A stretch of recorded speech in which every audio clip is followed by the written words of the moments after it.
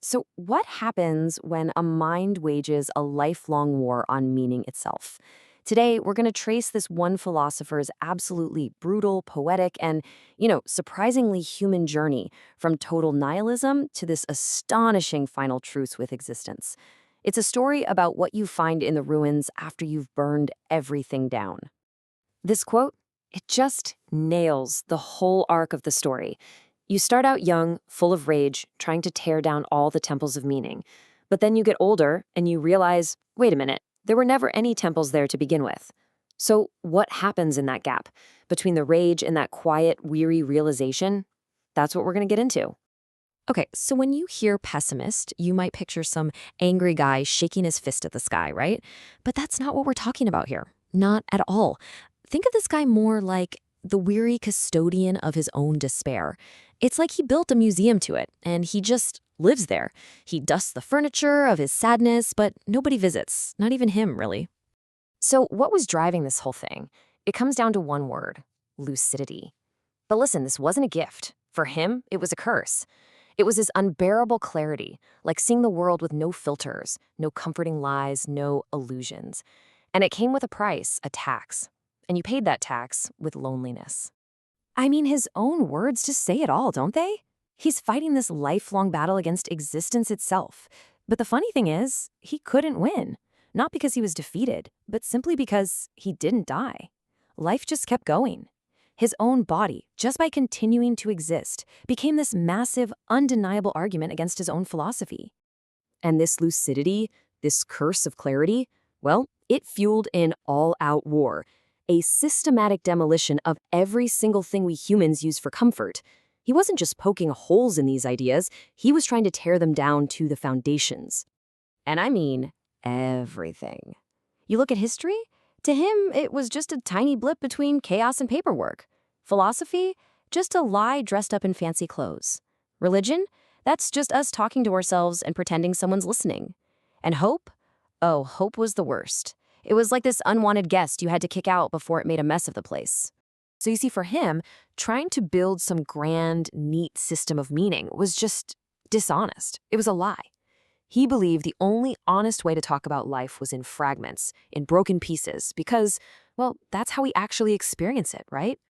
Okay, so after all this intellectual demolition work, the whole argument starts to shift. It moves from these big, abstract ideas in the mind down to something way more personal, something you can't argue with, the physical truth of the body.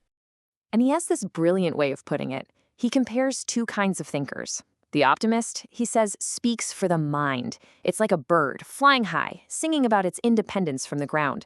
But the pessimist? The pessimist speaks for the knees, for the aches and pains, the slowing down, for the body's quiet, day-by-day story of surrender. But, underneath all this high-minded philosophy, there was something else, something raw from his homeland in Romania. It was this untranslatable feeling, a word, sador. Think of it as this deep longing, this heartache. And he had this amazing metaphor for it. It was the scream that his very precise, very controlled writing, his corset, was designed to hold in. And that tension, man, that defines his entire life's work. It's this constant battle between the scream and the corset, between this raw, primal feeling and the tight intellectual control he put on it. I mean, can you imagine living in that space? It's just exhausting. So this lifelong war, it couldn't go on forever, right?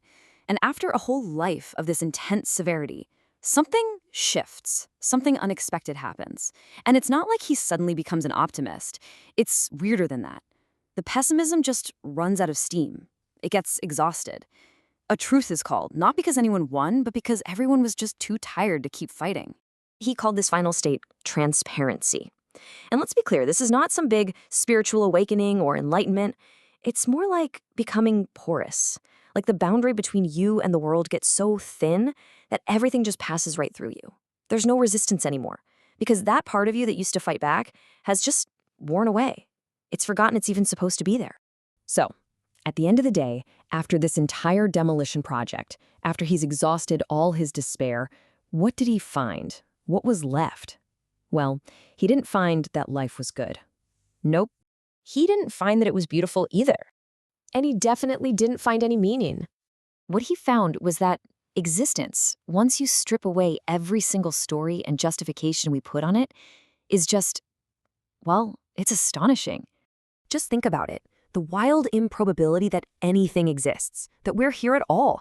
When he finally took off his philosopher's armor and just looked at that fact, he had to admit it's astonishing. And that feeling, that astonishment, became the foundation for a final, really unexpected truce, a kind of leniency, not for the world, but for the sheer absurdity of having been a part of it. So look, this whole journey, it doesn't give us any easy answers. There's no happy ending here.